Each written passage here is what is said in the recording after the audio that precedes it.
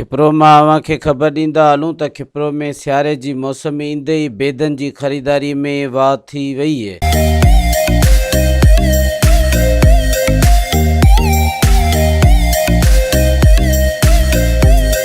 इन मौके ते खिपरो जे शहरनि जो चवणु हो त सीउ में बेदा खाइण जो पंहिंजो ई मज़ो है। क्योंकि आते ही अंडों में खरीदारी में इजाफा हो जाता है, क्योंकि स्कूल के बच्चे सुबह के टाइम पर नाश्ता करते हैं, ऑफिसों में दफ्तरों में लोग नाश्ता करते हैं और अंडे उबले हुए रात में इस्तेमाल होते हैं। नज़ला खांसी जुकाम के लिए भी अंडा बेहतरीन ग़िज़ा है, विटामिन सी डी इसमें पाई जाती है और अभी अंडों में तेज़ी है। इसलिए अभी हम यहाँ पे लेने के लिए आए हैं, क्योंकि अभी सीज़न आ चुका है, इसलिए कि अंडा बहुत चलेगा। और अंडे की में 3 क्वालिटी है, एक मीडियम है और अंडा खाना भी चाहिए, स्मॉल भी है, मीडियम भी और फुल साइज़ भी है। और अंडा विटामिन सी और डी भी है, और अंडा सेहत के लिए अच्छा। असीं बेदनि में आमलेट तयारु कंदा आहियूं, जेको ॿारनि खे सुबुह जो नाश्ते तौर ते ॾींदा आहियूं।